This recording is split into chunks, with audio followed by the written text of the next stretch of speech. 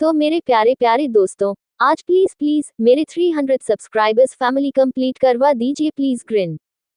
कायनात को तो कुछ समझ नहीं आता, लेकिन फिर भी वह बाहर खिड़की से बाहर देखने लगती है। युवराज की कार के पीछे ही उसके सारे बॉडीगार्ड की बहुत सारी कार्स चल रही थी। वहीं युवराज का असिस्टेंट आगे की सीट पर बैठे हुआ था और उन सब की कार्स एक साथ ही सड़क पर दौड़ रही थी। वही सारी कार्स तेजी से ही सड़क पर दौड़ रही थी। वहीं अब उन सबको बहुत लंबा सफर तय करना था, इसीलिए युवराज कुछ ना बोलते हुए अपने लैपटॉप में काम करने लगता है। वही कायनात अपने आंसुओं को रोकती है और अपने आंसुओं को पोंछकर वह सोचने लगती है कि क्या से क्या हो गया मेरी लाइफ में। कल तक सब कितने खुश थे कि आज मेरी शादी होगी, प्रणव से, और सब लोगों की यही इच्छा थी कि मेरी शादी हो जाए और मेरा हंसी खुशी वाला घर बस जाए। लेकिन आज क्या से क्या हो गया। एक पल में मेरी जिंदगी यूं बदलकर हो जाएगी, मैंने कभी सोचा भी नहीं था। ये सब मेरे साथ होगा, मैंने कभी इतना सोचा भी नहीं था। लेकिन फिर भी किस्मत ने ऐसा खेल मेरे साथ खेला है, तो कोई बात नहीं, शायद किस्मत से ही मेरी कि मिस्टर राठौर के साथ मेरी शादी हुई है। वैसे भी जो किस्मत में होना होता है वो होता ही है। इतना सोचते हुए वह खिड़की से बाहर देखने लगती है। वही वह थोड़ी देर ऐसे ही कार चलती है और वही कायनात अपना सर पीछे की तरफ सीट पर टिका लेती है और वह अपनी आंखें बंद कर लेती है। उसके जहन में सारे पाल घूम रहे थे कि कैसे युवराज ने उसके साथ शादी जबरदस्ती करके और गन पॉइंट पर उसके साथ शादी की। वो सारे पल उसके आंखों के आगे घूम रही थे और उसकी आंखों के कोने से आंसू फिर भी बह जाते हैं। उसने आंसू को बहुत रोकने की कोशिश की, लेकिन फिर भी आंसू बह जाते हैं। वह अपने आंखें नहीं खोलती और वो वैसे ही वह थोड़ी देर अपना सर पीछे रखती है। वैसे ही पीछे सिर टिकाए कायनात की आंख लग जाती है और कायनात ऐसे ही सो जाती है और का चल रही थी। वहीं युवराज अपनी काम में लगा हुआ था कि तभी कायनात का सर उसके कंधे पर आकर लुढ़क जाता है और उनका सर अब युवराज के कंधों पर था और कायनात तो नींद में थी। उसे पता भी नहीं था कि वह कैसे सोई है। वही ये देखकर युवराज अपने लैपटॉप से नजर उठाकर कायनात को देखता है और कायनात को अपने कंधे पर सर रखकर सोए हुए देखकर पहले तो उसे गुस्सा आया कि वह उसे उठाए, कुछ कहे कि ठीक से बैठे। लेकिन फिर तभी उसकी नजर उसके मासूम से चेहरे पर जाती है और नींद में कायनात बहुत ही मासूम लग रही थी। ये देखकर युवराज रुक जाता है और वह कायनात के चेहरे को देखने लगता है। कायनात के बालों की लटें उसके चेहरे पर आ रही थी और उसे परेशान कर रही थी। ये देखकर युवराज उसके चेहरे से वो लटें हटाता है और हल्के उसके चेहरे को छूता है और वो सब भूलकर कि वो क्या कर रहा है, वो कायनात को देखने लगता है। फिर तभी उसे अपनी दादी माँ के साथ जो कुछ भी हुआ वह याद आता है, तो वह जल्दी से अपनी नजरें हटाकर लैपटॉप में गड़ा लेता है। लेकिन फिर भी उसके मन में यही चल रहा था कि इतनी मासूम सी दिखने वाले लड़की ने क्या उसके दादी माँ के साथ ही बुरा किया होगा। युवराज के मन में ऐसा ही सवाल चल रहा था, लेकिन फिर उसका दिमाग बोल रहा था कि हाँ, उसने ही गलत किया था उसकी दादी माँ के साथ। इतना सोचते हुए युवराज गुस्से से ही अपने लैपटॉप में काम करने लगता है। वही ऐसे ही का चलती है। करीब 2 घंटे के बाद सारे कार्स आकर एक बड़े से मैदान के सामने रुकती है, जो बहुत बड़ा मैदान था, बड़ा ग्राउंड था। वहां पर युवराज का पर्सनल हेलीकॉप्टर पड़ा हुआ था। उसने जो अपने भाई के लिए अपने भाई को और दादी को भेजा था, तो वह दोनों तो सुबह ही पहुंच चुके थे और वही युवराज की कार वहां इस मैदान में हेलीकॉप्टर के पास आकर रुकती है। वही सारी कार्स जाकर उस हेलीकॉप्टर के पास रुकती है। तो यह देखकर आगे बैठा हुआ युवराज का असिस्टेंट बोला, अंडस्को सर, अब चलते हैं। वही इतना बोलकर वह बाहर निकल जाता है। ड्राइव अभी बाहर निकल चुका था।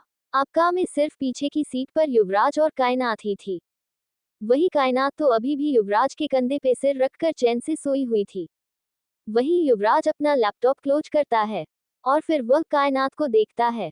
कायनात को देखकर वह एक पल उसे देखता ही रहता है, लेकिन फिर वह कायनात को उठाते हुए बोला, अंडस्को कायनात, कायनात उठो, देखो ये तुम्हारा घर नहीं है जो तुम सोई हुई हो इतनी आराम से।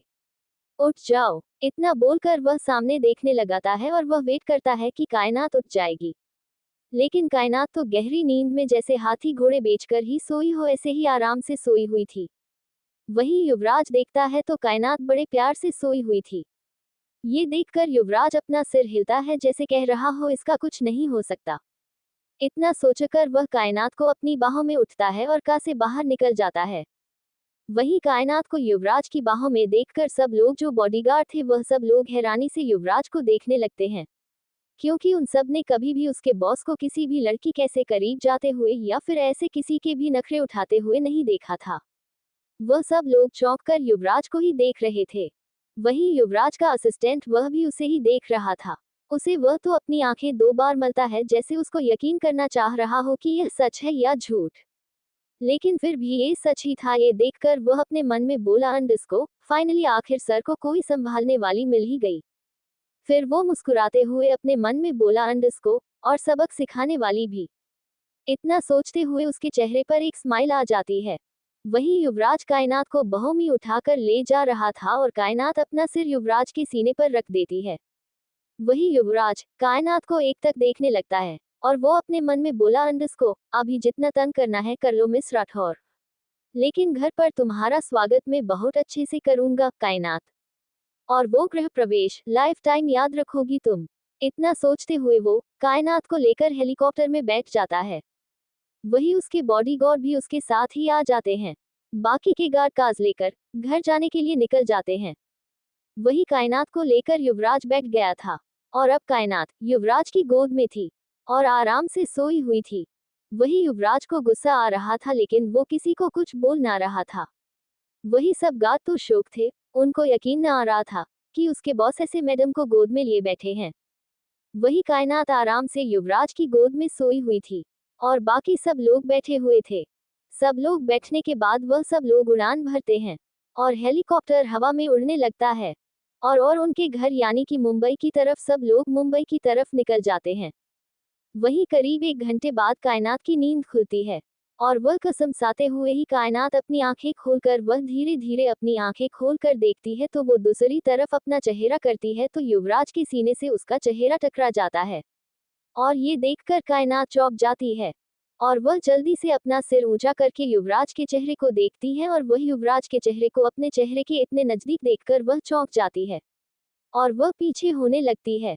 लेकिन तभी युवराज उसकी कमर पर हाथ रखकर उसे अपनी तरफ खींच लेता है और उसे देखते हुए ही बोला, अंडस्को, क्या हुआ वाइफी, क्या हुआ, तुम इतनी जल्दी दूर क्यों जा रही हो, गिर जाओगे, ध्यान से बैठो।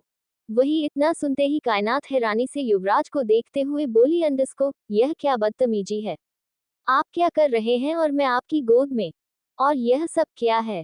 इतना बोलकर वह अपने आसपास नजरें करती है तो उनके बॉडीगार्ड भी उनके पीछे बैठे हुए थे, साथ में ही उसका युवराज का असिस्टेंट भी बैठा हुआ था। वही कायनात उन सबको देखती है और फिर वह अपनी नजरें इधर उधर कर कर देखती है तो उसे पता चलता है कि वह लोग हवा में उड़ रहे थे, आसमान में उड़ान भरते हुए जा रहे थे। ये देखकर कायनात हैरान हो जाती है और युवराज को देखते हुए हैरानी से बोली, अंडस्को, यह हेलीकॉप्टर के अंदर हम कैसे आए, और मैं यहाँ पर कैसे और आपके पास कैसे आई, आपने मुझे उठाया क्यों नहीं। इतना बोलकर कायनात थोड़ा गुस्से में आ जाती है। इतना सुनते ही युवराज बोला, अंडस्को, तुम कुंभकर्ण की बहन हो, मैंने तुम्हें कितना उठाया लेकिन तुम उठी नहीं, तो मैं क्या तुम्हारे उठने का राह देखता कि कब तुम उठो और कब हम घर जाए, इसलिए मैं तुम्हें यहाँ पर गोद में उठा कर लाया हूँ।